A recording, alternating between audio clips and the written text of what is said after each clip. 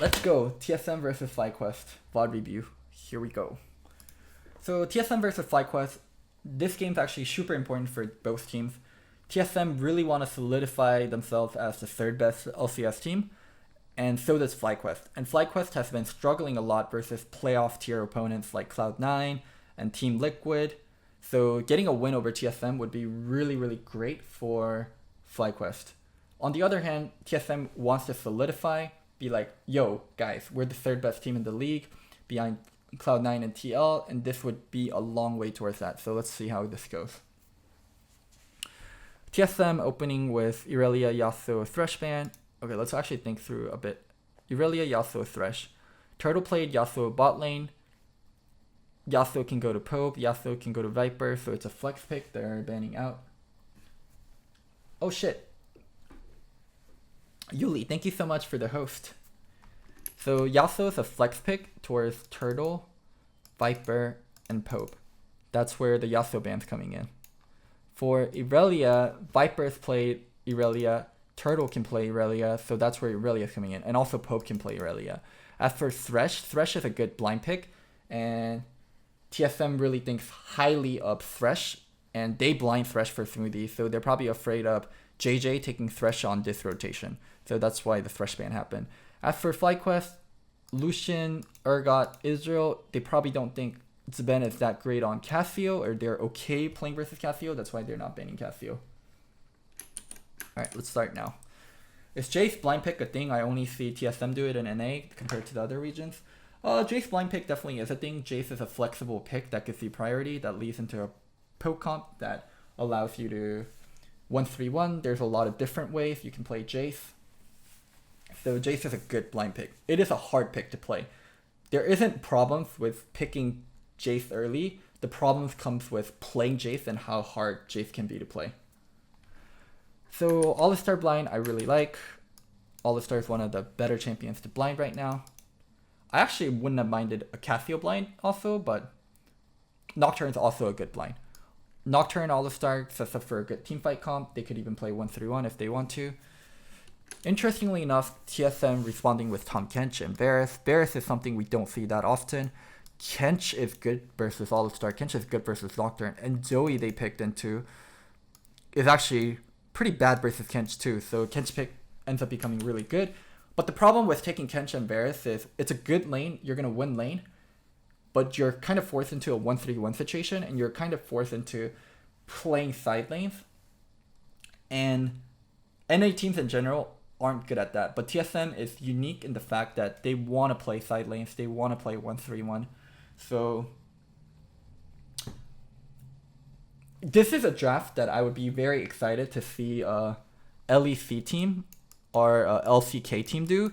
But it's a draft that I'm kind of scared of when a non-LEC or LCK team do. But TSM and Cloud9 are probably the only teams in NA that I would trust to do this kind of draft. So they ban out Malphite. That's a good pick versus Jace. They banned Yorick also. I'm not sure if Yorick's a good pick versus Jace, but TSM's banning it, so I would imagine it's a good pick versus Jace. So there's that. As for All-Star, or not All-Star, as for Olaf and Zach. Olaf ban is a little weird, because... Or Olaf ban I can understand. Olaf is good into All-Star, and Olaf can pressure the Nocturne early. The Zac ban, I'm a little questioning because Zac can get cancelled really easily by the All-Star. So I'm not feeling the Zac ban that much. But let's think of the draft overall and let's think of how both team comps are going to work. This draft isn't very clear cut for either team. FlyQuest can play teamfight. Joey's a teamfight champion, Sivir's a teamfight champion, All-Star is a teamfight champion. And also, to a certain degree, Nocturne's a teamfight champion. So they can teamfight. And Camille's not bad in a teamfight either. But they have a really strong 1-3-1. So Sivir is very great at clearing mid-wave in a 1-3-1 situation. The only thing that's awkward is Joey being in a side lane. Zoe always wants to be mid, but Sivir has to be mid in a 1-3-1 so Sivir can clear it. But Nocturne and Camille, man, these champions are very, very strong in a side lane. And they're going to be able to pressure side lanes very heavily. On the other hand, for TSM, they have a very great teamfight comp. And Seju is a teamfight champion. Varus is a teamfight champion.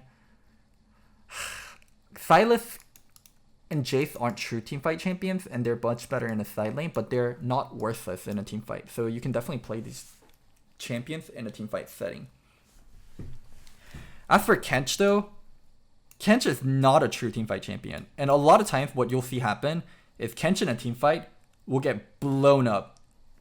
Teams have gotten so good at targeting Kench first and killing him first in a teamfight, that can be really dangerous. So I think TSM are going to try to play off of side lane with Jace and Sylas with Kench backing them up while delivering the Varus or Sejuani in there. So in a lot of ways, I do think FlyQuest draft is going to be much more easier to play. It doesn't mean TSM can't win, and TSM has side lane playmaking tools. It's just I prefer FlyQuest draft a lot for NA. And I do think overall, FlyQuest did get a better draft out of this. One thing that I noticed is Acadian goes on Seju so much.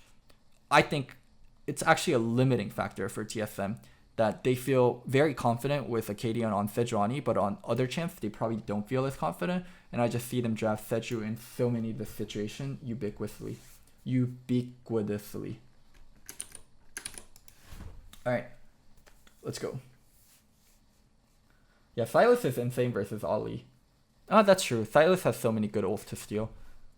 Camille ult is a great ult for Sylas to steal. Great ult to steal. Great ult to steal. Nocturne ult, great. Camille ult, great. Sivir ult, great. All-Star ult, really great. Zoe ult is the only thing bad. No. The Varus W bug. Oh, wait. Maybe it's not fixed. Is it 9.3 or 9.4 that it got fixed in? I forgot which one it got fixed in, so Varus still might be bugged. Did it get fixed in 9.3?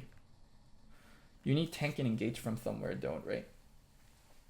No, you don't necessarily need a tanker and engage if you can play split push. Or if you're asking about the Sejuani, yes, you need a tank and a engage. It's nice to get tank and engage from your jungler, but I mean, there's picks like Jarvan, and you can also play Lee and get your engage from somewhere else too. Yeah, maybe they pick Seju because Jace works well with Seju. Sylas is a melee champion, so Seju works out here. Maybe they're coincidentally picking Sejuani a lot, and they're not gated by Acadia maybe not only being able to play Seju. I'm not sure, but I'm seeing Seju so much for TSM.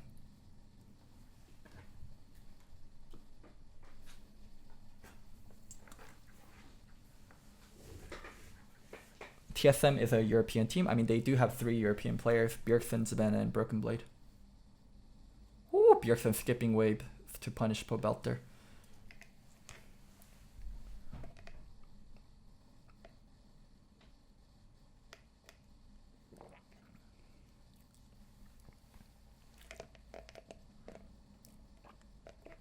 Oh, why I call Seju, or Sejuani, Seju, instead of saying Sej, is in Korean, right? All the champions, or all Korean words have syllables, right? So in Korean, Sejuani is Sejuani. So when you shorten it to 2 syllables, which would be Seju. Because I'm a Korean speaker, I think that's why I say Seju instead of saying Sej or Sejuani. I'm pretty sure non-Korean speakers don't shorten it to Seju. Maybe they do. Okay. Early game. Gonna be incredibly boring in almost all lanes except for top lane. Because Bjergsen and Pobelter both are running cleanse. They're both incredibly hard to gank for. And Sejuani and Nocturne aren't strong gankers until level 6. Their ganks definitely power up after level 6. So the only place both laners or both junglers are really looking to pressure is top lane. Broken Blade got a great ward here on double golems. Helps him spot out when Centaurion's top side. And you can see both Acadian and Centaurion playing around top, making sure top lane is safe. They know that's where the pressure is. Oh my god, Turtle solo kill on Zben. Turtle solo kill on Zben. FlyQuest 2v2 kill on Acadian, top side. Whoosh! Early game going so well for FlyQuest. How did this happen? Zben walk up. Double combo. Wow. Q flash. So I used to play a lot of support, and I can tell you guys, as an All-Star, it's really fucking hard to play into a Tahm Kench, because Tahm Kench beats you in lane. If you go on someone and you can't one-shot them, Tahm Kench can chase you down and eat you. Also, if that person's in danger, Tahm Kench can eat whoever you combo. It is not easy to play All-Star versus a Tahm Kench.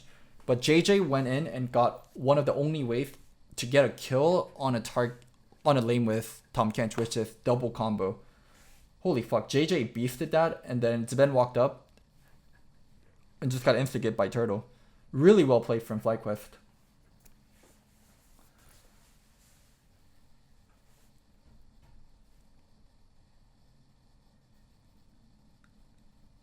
That kill is so rare to see. All-Star killing a Tahm Kench lane.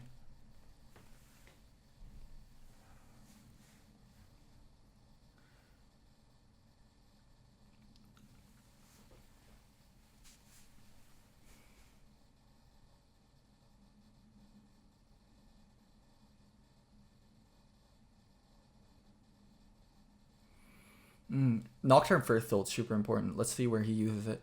I would love to see Nocturne use ult on top lane with Camille. Camille and Nocturne both ulting the same target. Exactly what I want to see. Oh! Broken Blade used melee form. Oh man. Let's go review that one real quickly. So, Broken Blade here and Acadian here should know that Nocturne's looking for the kill. And also when Viper ults, it knocks out the melee champion in it. So Broken Blade used... Why he went into melee form there and he used his spell is to bait out bait out Viper to go in. Whenever you use a spell, right? The other dude is like, oh my god, this idiot, he used his spell on the creep. I'm gonna go fuck him up. And then when you go in, the jungler's there. But they had a trap card. They had Centauran waiting here. Centauran, really great job. At the right place with his ultimate, ready to go in. And then now Centauran goes in and Viper waits to use his ult to knock Acadian out of this. And just beautiful play. Wow. Nice try from Broken Blade to try to bait out Viper, but FlyQuest read them like a book.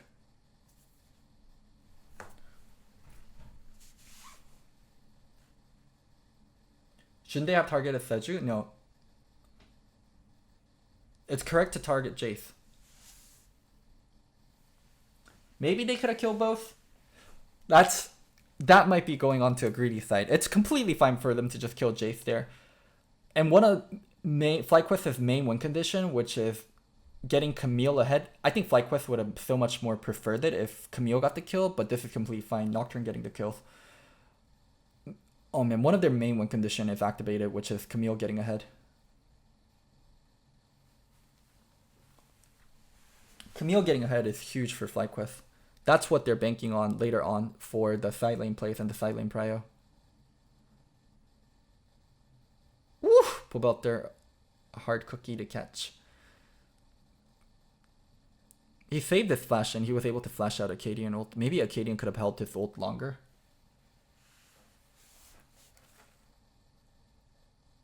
No! Viper should not be losing 1v1 at this moment. He should be playing it.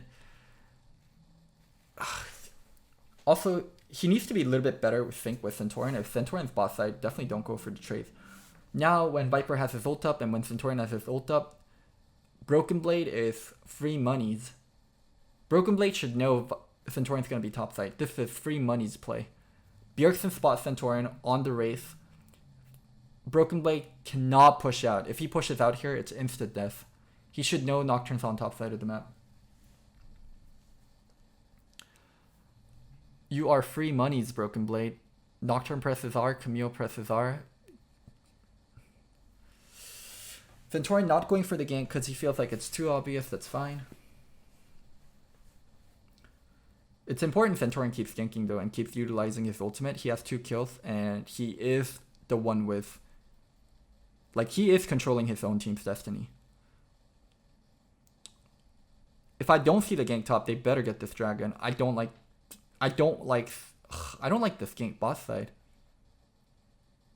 Yeah, why gank boss side? Why gank the Varus Kench lane? And also, if you're gonna gank the Varus Kench lane, you have to go on the Kench and burst the Kench. Why not help Camille snowball? Why aren't we snowballing top?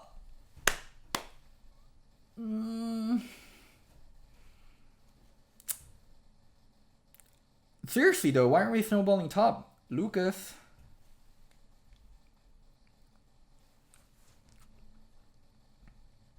That was a questionable gank from Centauran. He has 2 kills. Really important to use his lead. Camille had her ult up. I think it was a really free kill if they went on the Jace.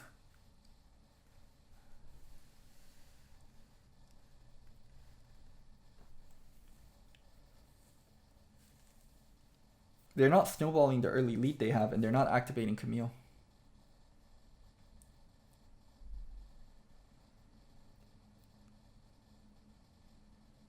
Oh my god, they're actually the first ones to lose turret.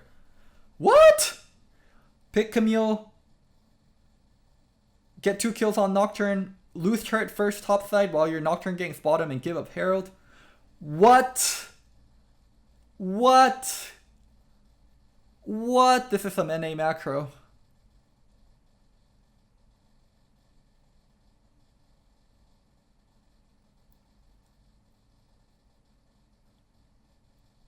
This is some top tier NA macro. What do you think about lethality Varus?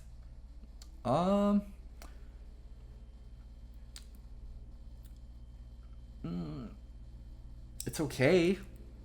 It's more bursty. And also, FlyQuest doesn't have any tanks, so I actually think lethality Varus should be really good here because FlyQuest doesn't have any tanks. Why aren't they willing to snowball their lead? Why do they just let Camille be? Why aren't they constantly giving Camille more resource and allowing her to split push? Do you think that gank by Centauran could have been called by their bot lane? Centauran mentioned in his interview with that he doesn't speak up in his game. Even if the bot lane called for the gank, right? Centauran as a veteran and Centauran as a jungler should understand his win condition is enabling Viper and playing through Viper. So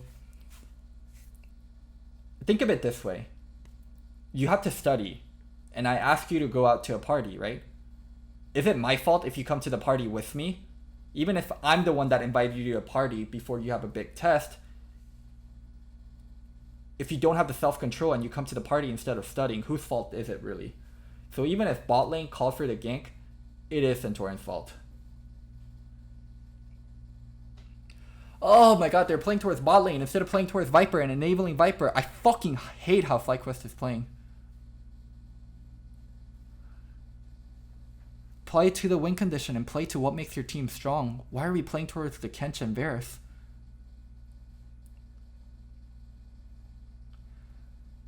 Why are we constantly going for the Varus when Kench can eat it?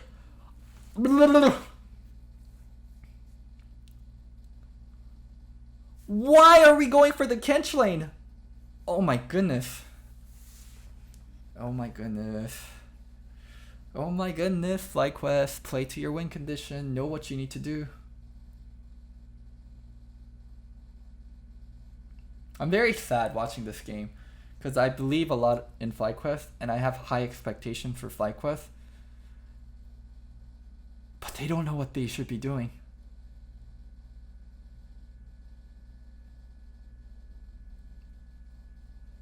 At least they're being proactive, but they're being proactive towards the wrong thing.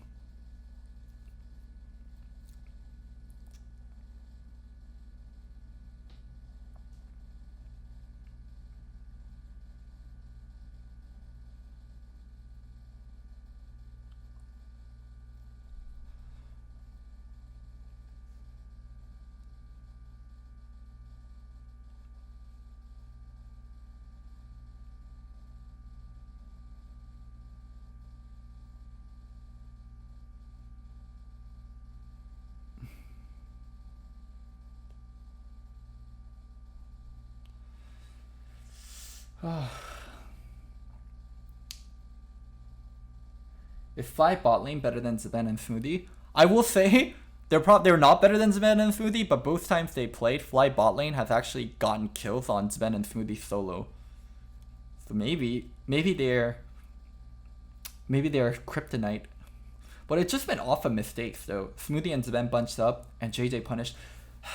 Okay, I'll say this. Both times when FlyQuest bot lane played versus TSM bot lane, FlyQuest bot lane performed better than TSM's bot lane. But I don't think that makes them better overall. Yeah, this game was so winnable for FlyQuest. They were definitely the ones in driver's seat. Kills on both side lanes. Clear way to win the game, just playing towards Camille. And they just did nothing. They just kept trying to gank the Varus Kench lane.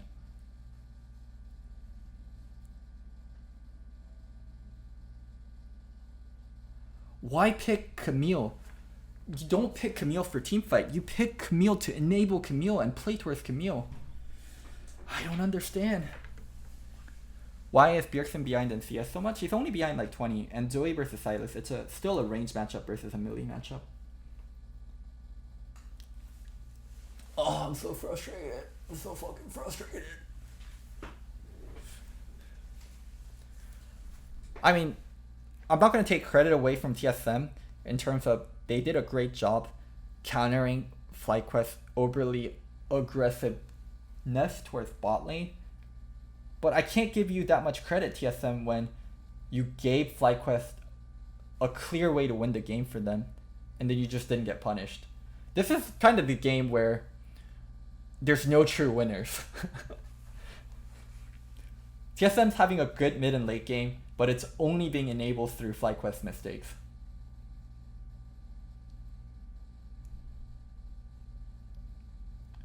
Why did Fly not get a single dragon despite their bot lane being ahead of TSM's bot lane?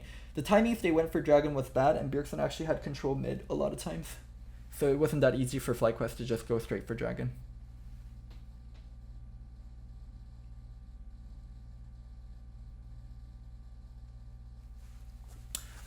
Oh, it's just not...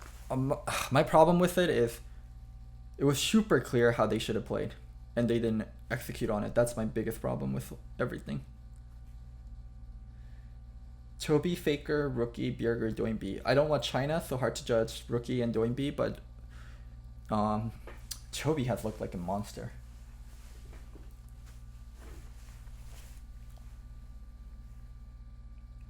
Why is the camera only on Broken Blade? Kappa.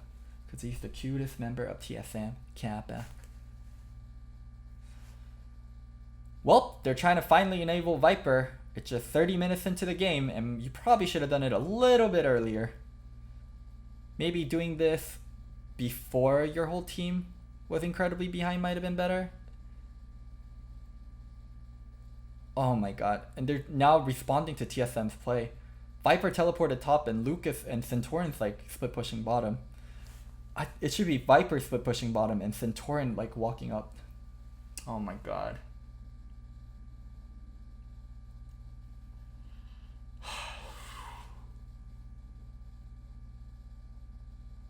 And good job on Pobelter on like being able to defend.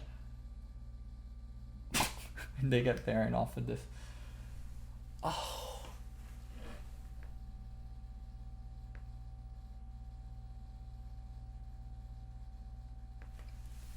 Oh my god.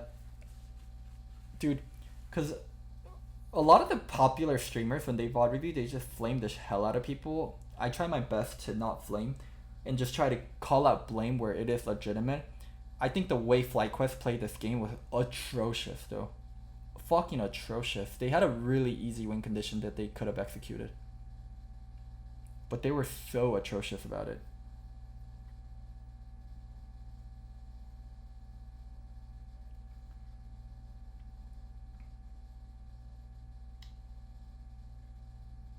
God, this was so bad. You like Broken Blade build? Double Ghost Blade. One for his right arm, one for his left arm.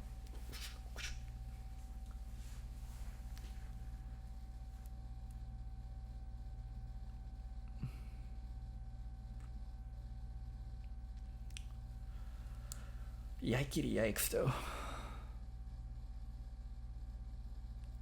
Ghost Blade. Double Ghost Blade makes Broken Blade a whole blade. Yeah, Centaurin should have just pitched the tent top lane. But he was like, when I was on TSM, I did that for Dyrus and that never worked out. Jokes, jokes. Also, yeah, TSM needs to split 2 waves. They can't bunch up on 1 wave. I guess they kind of can because they have a poke comp with Varus and Jace. Yeah. So normally it's really bad for your team to all be in 1 lane when you have Baron, but this is a unique case where TSM has pokes with Jace and Varus, so they can be on 1 lane.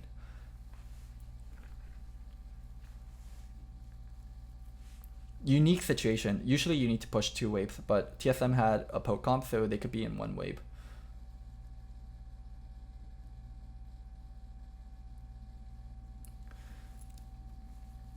Don't forget that Dyrus Olaf pop off. Dude, when Dyrus popped off on Olaf, I remember that exact series. It was versus Team Liquid.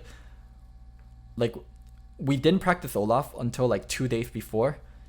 And then TL kept banning Gnar, which was a counter into Olaf. So it made it really easy for us to just pick Olaf.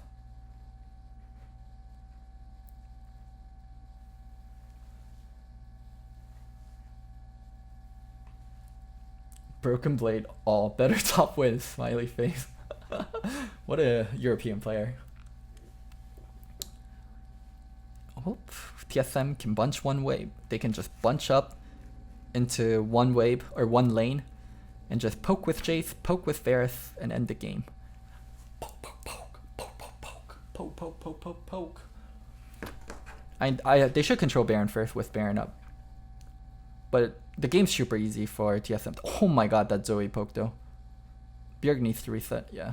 Don't make it dangerous. What happened to Gnar? Riot realized Gnar was a toxic champion to play versus for majority of the melee champions in the game for top lane, and they nerfed the fuck out of Gnar. That's what happened.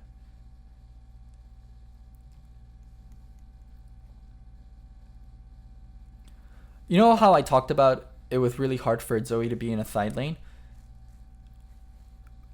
Pobelter was in the side lane the whole time, and he actually did a great job. It was not easy for Pobelter to be in a side lane, but I think Pobelter did a great job of staying alive and doing his job.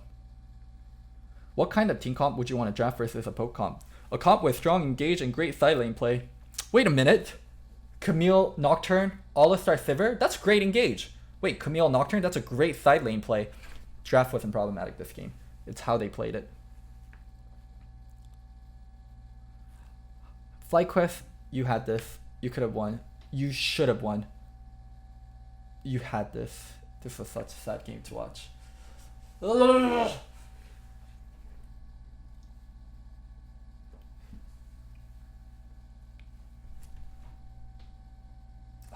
What a game. Alright, editor. Cut it here. Snip, snip, snip. Oh shit, is that Lustboy? Is that Lustboy? Let's see what he does. It's like fist bump. They went for a hug, and I'm not sure if they actually gave the hug or not. Centaurion's so depressed. When I interviewed him afterwards, he was kind of really sad too, because Centaurion knew that they were supposed to win the game. Centaurion knew they were supposed to win the game, and they still lost, so that's why Centaurion was really sad. That's the most frustrating. When you know you're supposed to win, but you still lose.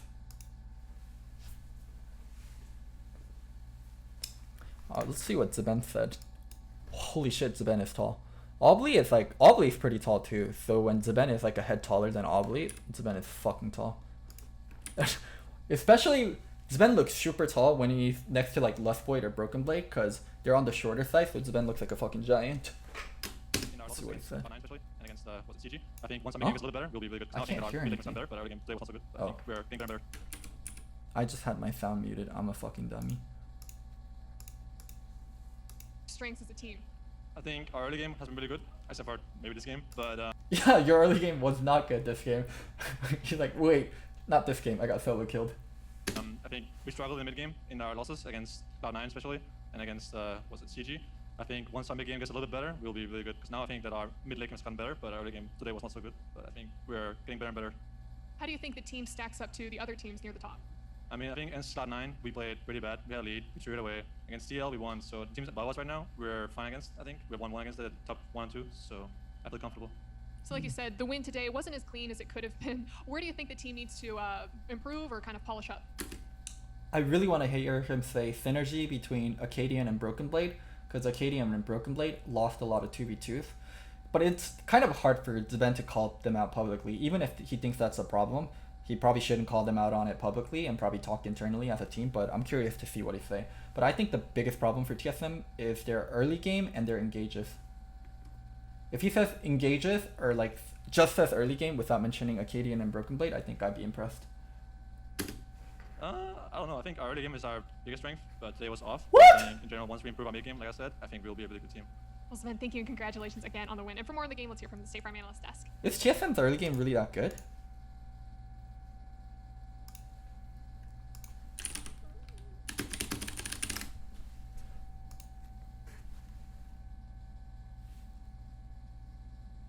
Is it enough to call it a strength? They are one of the best early game teams. I mean, we can easily just check. This site will let you know if TSM has good early game or not. Team so mid. Because most of their early game that I've seen actually has not been that good. Maybe I'm remembering things wrong. It's just, here's the thing about, if you feel a certain way about a stat, look up the stat. But that's the easiest thing to do. Okay, fuck, their early game's actually really good. I'm wrong. 920 gold at 15 minutes. That's really good stat. They're up average 1,000 gold at 15 minutes. CS differential at 15 minutes. Very slightly ahead. Turret differential at 15 minutes, 0.7. That means they're almost up 1 turret on average. First turret, 70%. Yeah, this is really good early game stats. Look at their herald rate. Whoo! 90% herald rate. Okay. Ignore what I said. Their early game is good. Ignore what I said. I just remember certain TSM games, right? Where they lose versus FlyQuest and they get destroyed early game. Or, yeah, both times they played FlyQuest, their early game has been shaky. And I just remember a lot of their games where their early game has been shaky. But if you look at this website, I mean, overall, their website is good. Not their website is good. The early game is good. Stats above individual opinion. Like, you can't argue against stats. Their early game is good. I'll give that to them.